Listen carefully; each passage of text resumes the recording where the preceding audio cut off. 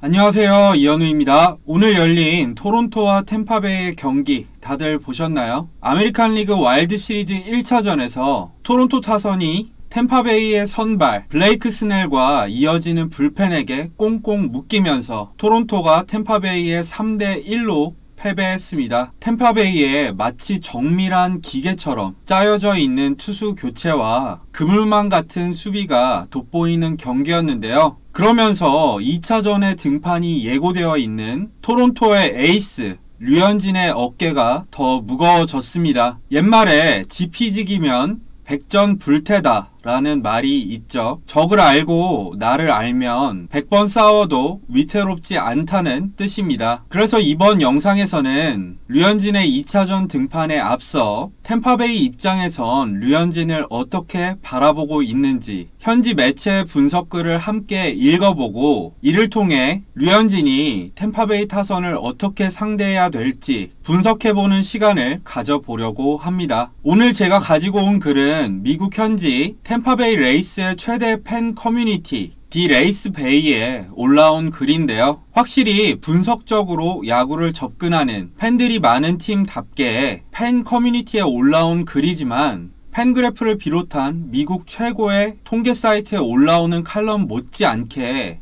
수준이 높습니다. 그럼 지금부터 저와 함께 읽어보도록 하겠습니다. 우선 제목은 레이스 플레이오프 미리 보기 류현진을 상대로 이기는 법입니다. 템파베이의 와일드카드 시리즈 상대는 토론토로 정해졌다. 토론토의 감독 몬토요는 1차전에서 맷 슈메이커를 비롯한 다양한 가능성을 고려하고 있지만 템파베이는 이 시리즈에서 몬토요의 에이스인 류현진을 적어도 한 번은 만날 것이다. 류현진은 토론토가 가진 최고의 에이스이기 때문에 그를 한번 살펴보자. 류현진의 가장 큰 강점은 5가지 구종 조합과 제구이다. 아래는 그의 투구 전략을 보다 명확하게 볼 수 있도록 스트라이크 존 부근에 형성된 공만을 나타낸 것이다. 우타자를 상대로 그는 체인지업과 투심, 위쪽으로 패스트볼, 아래쪽으로 커브볼, 커터를 백도어와 프런트도어로 던진다.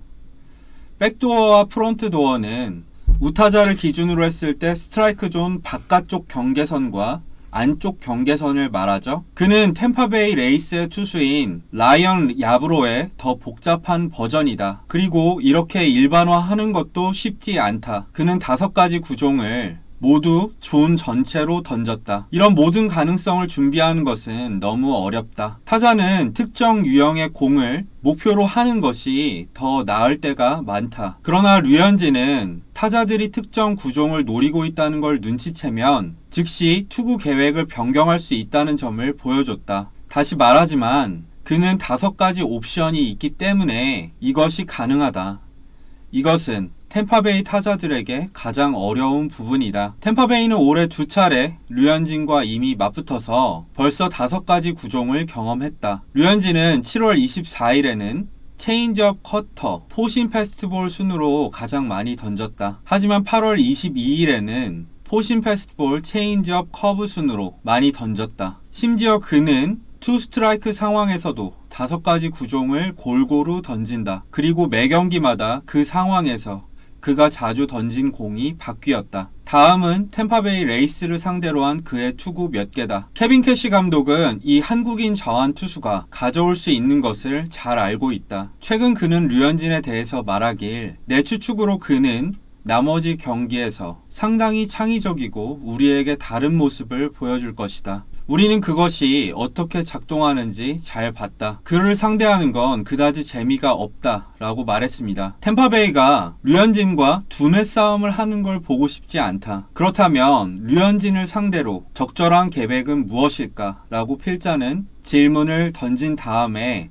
자신의 생각을 말했습니다. 플랜 A는 장타를 노리는 것입니다. 이 글의 필자는 포스트 시즌은 종종 장타 싸움이 된다. 타자들은 좋은 투수들만을 상대하기 때문에 포스트 시즌에선 연속 안타보다는 장타를 노리는 것이 현명할 수 있다. 하지만 류현진은 최근 또 다른 패턴을 보여주었다. 워싱턴과 양키스에게 홈런을 많이 허용한 후 그는 포심과 투심을 극도로 줄였고 커터 사용을 늘렸다. 그는 원하는 공을 마음대로 던질 수 있지만 홈런 문제에 빠지면 일관된 반응이 있는 것 같다. 짧은 시즌이기에 표본은 적지만 류현진이 워싱턴전과 양키스전에서 5실점을 내줬을 때를 살펴보자. 그런 일이 일어나자 그는 자신의 선택을 제한하면서 장타를 두려워했다. 높은 코스나 안쪽 코스로 던질 수 없는 상황이 되면 그는 체인지업을 바깥쪽 낮게 던지는 평범한 좌완 투수가 된다. 템파베이는 최고의 타자들과 라인업을 구축해서 이 가능성을 활용할 수 있다. 예를 들어 아로자 레나는 빠르고 짧은 스윙으로 안쪽 또는 높은 쪽 공을 치는데 능숙하다. 그리고 램프로와 아다메스는 좋은 파워로 좌완 투수의 실투를 응징할 수 있다. 경기 초반에 이렇게 하면 경기가 예상보다 쉬워질 수 있다. 그러나 이게 쉽게 일어날까? 템파베이가 과연 양키스처럼 그를 힘으로 압박할 수 있나? 필자는 이 행복한 시나리오가 쉽게 일어날 것 같다고 생각하지 않는다. 그리고 타자들이 너무 장타에 집중해선 안 된다고 생각한다. 류현진의 투구 전략에 속으면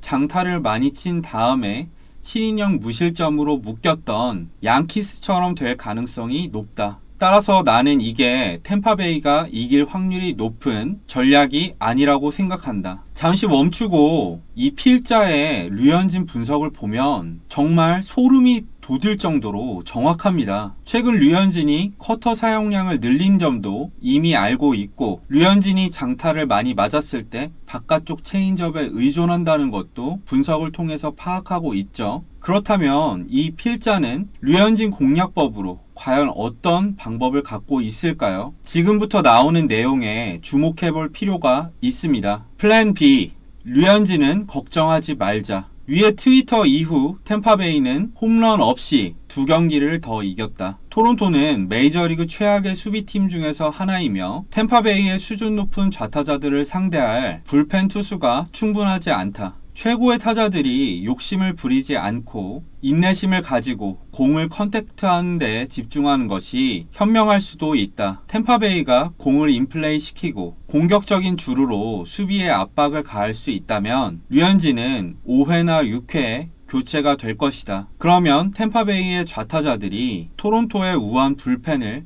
마주하도록 만들 수 있다. 필자는 이게 더 나은 계획이라고 생각한다. 삼진이 약간 있을 수도 있지만 이건 홈런에 의존하더라도 마찬가지일 것이다. 템파베이의 장점을 더 잘 활용해야 한다. 그러면서 결론을 적었습니다. 한 가지 더 주목해야 될 점은 류현진이 도루 방지에 뛰어난 투수라는 점이다. 류현진은 다저스와 계약을 맺고 메이저리그의 복구 규정을 검토한 후 이렇게 말했다. 나는 이 규칙대로라면 도루를 허용하지 않을 것이다. 좌완에 대한 메이저리그의 복구 규정은 KBO의 규정보다 훨씬 관대하기 때문이다. 그 이후 류현진은 138경기에서 7도루만을 허용했다. 20경기당 1개의 도루를 허용한 셈이다. 이건 최근 공격적인 주루를 하는 템파베이 레이스에겐 나쁜 소식이다. 도루를 할 필요는 없다. 그러나 그들이 도루를 의식할 수 있도록 만들 수는 있다. 사실 이것은 류현진과의 2경기에서 템파베이가 이미 보여줬던 전략이다. 그는 4.1이닝 5이닝만을 던졌고 그 경기에서 3과 1실점을 했다. 류현진은 토론토에서 유일하게 안정적인 선발 투수이며 그가 많은 이닝을 던지지 않으면 팀은 어려워질 것이다. 류현진이 이것에 어떻게 대비할지는 모르겠지만 템파베이가 장타로 토론토에게 압박을 받는 것처럼 토론토는 템파베이의 스몰볼을 처리하기 위해서 압박을 받을 것이다. 라면서 글을 마쳤습니다. 자, 이렇게 해서 조금은 긴 칼럼을 같이 한번 읽어봤는데요. 여러분들은 어떻게 느끼셨나요? 류현진의 높아진 위상과 템파베이가 류현진을 얼마나 높게 평가하고 있는지와는 별개로 정말 류현진에 대해서 제대로 알고 있구나 이런 생각이 들었습니다. 그리고 조금은 템파베이가 류현진을 어떤 식으로 공략하려고 할지 감이 오죠. 템파베이는 끊임없이 류현진의 공을 건드려서 그라운드에 굴리려고 할 겁니다. 그렇게 하면서 토론토의 안 좋은 수비가 자멸하길 기다리는 거죠. 그리고 장타나 대량 득점을 노리기보다는 일단 투구수를 늘려서 최대한 내리려고 할 겁니다. 이런 템파베이의 전략을 막기 위해선 류현진 선수도 류현진 선수지만 토론토의 수비 도움이 절실합니다. 삼진으로 잡는 방법도 있겠지만 그렇게 되면 투구수가 늘어나서 류현진이 보다 빨리 교체가 될 거고요. 그렇게 됐을 때 경기는 토론토에게 어렵게 흘러갈 테니까요. 한 가지 다행인 점은 템파베이가 머리로는 알고 있지만 류현진의 필라델피아 필리스전 이후에 커터의 비중을 높인 새로운 투구 패턴을 직접 상대해 본 적은 없다는 겁니다. 이를 활용해서 지난 양키스전처럼 최대한 공격적으로 몸쪽을 공략한다면 템파베이 전략에 휘말리지 않고 최대한 긴 이닝을 소화할 수 있을 것이라고 생각합니다. 여러분들은 어떻게 보셨나요? 댓글로 많은 의견 남겨주시면 감사하겠고요. 유익하게 시청하신 분들은 좋아요와 구독도 꼭 부탁드리겠습니다. 이번 영상은 여기까지입니다. 지금까지 시청해주셔서 감사합니다.